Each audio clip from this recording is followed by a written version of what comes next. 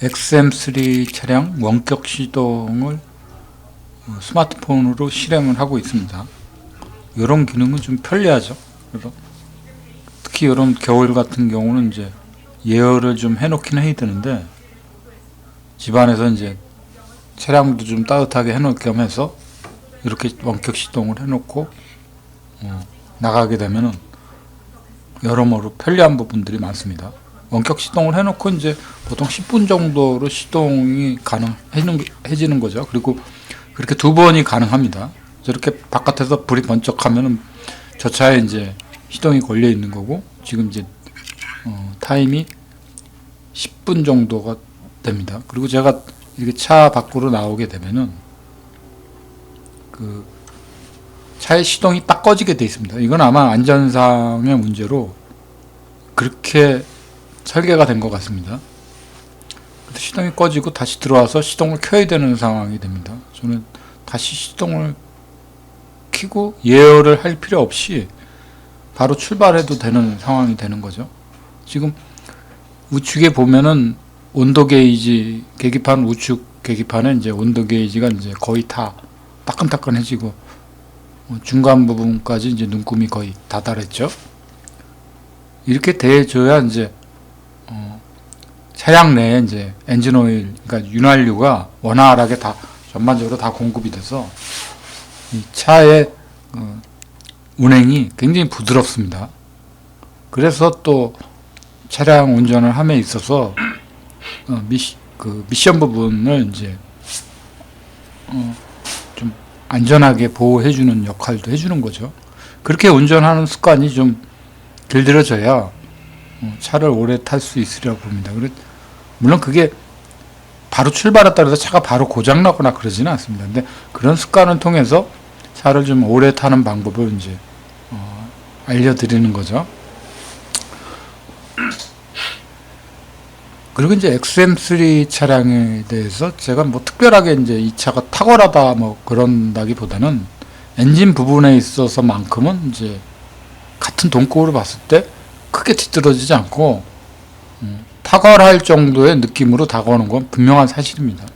그 외의 것들은 이제 타 차종에 비해서 이제 단점도 굉장히 많이 있죠, 이 차가. 그 부분은 뭐 차라는 게 딱 명확하게 이제 다 좋기가 좀 힘들 부분이 많은데, 저는 이제 파워트레인 하나만을 두고 이제 이 차를 이제 선택한 부분이다 보니까 다른 분들의 의견하고는 굉장히 이제 상반되는 부분들도 많이 있을 겁니다. 그래서 이 차를 운행하면서 저는 이제 엔진 부분을 굉장히 염두에 뒀기 때문에 그런 부분은 좀 중점적으로 또 보게 되고, 운전함에 있어서도 이제 그런 부분들을 많이 이제 주의하면서 또 운전하는 방법이라든가 뭐 이런 방법들, 뭐 나름대로에는 노하우기도 하고 여러분들한테는 하나의 팁이 될 수도 있고, 거꾸로 제가 또 저보다 경험이 많은 분들을 통해서 이제 운전에 대한 어떤 새로운 지식들을 접하기도 하는 거죠. 그게 이제 서로 윈윈하고 이제 상부상조하는 그런 하나의 방법이 아닐까, 그런 생각을 해보게 됩니다. 무엇보다도 저는 이 오토매틱 형태의 자동 방식의 차를 그렇게 선호하지는 않습니다. 편리함이 있는 반면에 그것이 이제 어떤 사고의 직면에 있어서는 굉장히 능동적으로 대처하기 힘들다라는 부분이죠. 쉬운 예로 들면은 이제 그 빙판길을 갈 때 수동식 방식의 이제 그 차량이라면은 기아봉을 이용해서 습관적으로 저단 기아에 딱 들어가게 됩니다. 브레이크에 발을 먼저 올려놓지 않습니다. 보통 드리프트라는 얘기를 합니다. 그 어떤 빙판길에서 빠져나올 때 그 길을 무턱대고 브레이크를 밟다가 오히려 더 큰 사고로 이어지는 경우들도 있습니다. 그 스핀 현상이라고 그러죠. 이게 차량이 스핀 현상이 일어나면은 그거를 감당하기 힘듭니다.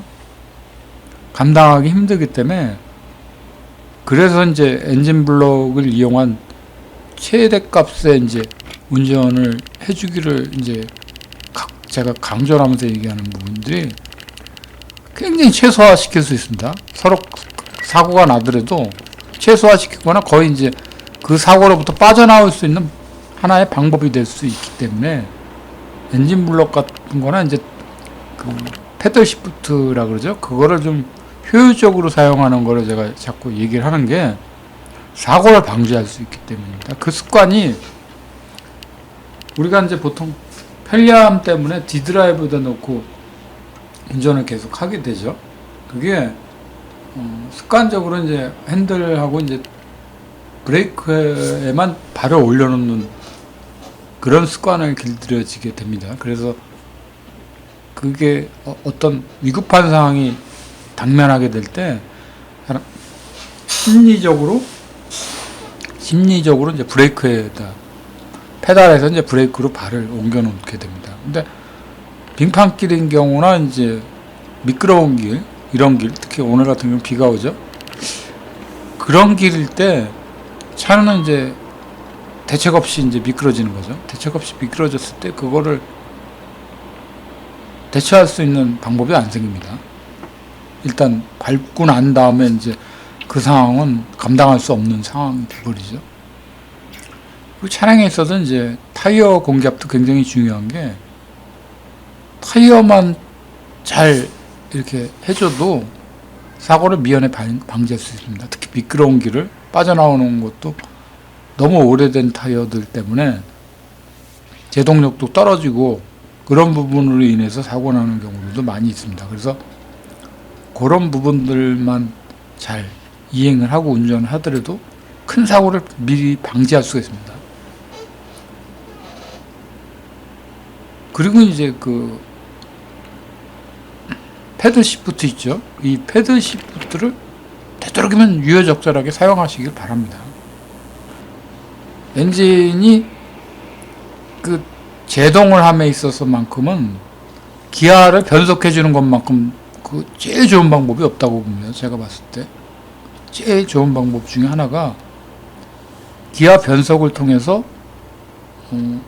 제어를 해주는 게 제일 과학적이면서 제일 접근하기 좋은 방법이라고 저는 말할 수가 있습니다. D드라이브에다 놓고 아무리 차가 인공지능이다 하더라도 그 부분만큼은 사람이 인지하는 것만큼의 능력만큼은 아니라고 보는 게 요즘에 차들이라고 봅니다. 그래서 저는 다른 옵션 장치들은 거의 안 본다고 생각하시면 됩니다. 그냥 그건 편리한 장치들이지 운전함에 있어서 안전장치들은 아니라고 봅니다. 전 제일 중요하게 보는 게 이제 파워트레인하고 기계적인 장치가 내가 운전함에 있어서 얼마만큼 최적화되고 어떤 안 좋은 상황에 대처했을 때 얼마만큼 쉽게 빠져나올 수 있는 그런 차를 좋아합니다, 사실. 옵션이 막 수두룩하고 이제 취향에 따라 이제 옵션 많은 차들. 그런 안전장치 내가 수동식으로든 자동식으로든 어려운 상황을 쉽게 빠져나올 수 있는 차의 형태를 굉장히 좋아하는 거죠. 그런 걸로 봤을 때 XM3 같은 경우는 그나마 이제 패드 시프트가 있어서 다행스럽다는 생각을 많이 하게 됩니다. 제가 예전에도 이제 기아봉이 있는 차를 운전하면서 특히 이제 빙판길이죠. 빙판길뿐만 아니라 그 우리가 산 사이를 지나가다 보면 이제 얼려 있는 공간이죠. 그건 뭐 운전자가 알 수가 없습니다. 근데 이제 직감적으로 이제 그런 부분, 그런 도로를 이제 예시하고 이제 그런 부분 통과해 나갈 때 앞차가 이제 급정거를 한다든가 앞차가 스핀 현상이 일어나는 경우에 그거를 이제 피해갈 수 있는 방법에 최소화를 시키는 거죠. 최소화를 시키는 방법 중에 하나가 이제 엔진 블록입니다. 엔진 블록입니다. 엔진 블록을 이용해서 엔진의 회전을 최소화시키고 차가 거의 쓸 때쯤 돼서 브레이크를 놓으면 굉장히 안전하게 제동을 할 수 있고 위험한 상황을 어느 정도 대처할 수 있는 상황이라고 보여집니다. 대부분 그런 거를 하고도 그런 기능이 있음에도 불구하고 그걸 별로 사용하려고 그러진 않습니다. 왜 그런 걸 왜 D드라이브에다 놓고 사용하지 뭐 그렇게 사용하느냐 그런 경우들이 많이 있죠. 뭐 그건 뭐 선택의 여지니까 뭐 알아서 하시면 되겠지만, 저 같은 경우는 예전에 운전하면서 경험상으로 이제 그런 게 있었기 때문에 분명히 그런 위급한 상황이 발생될 것을 이제 예지해서 그렇게 말씀드린 겁니다.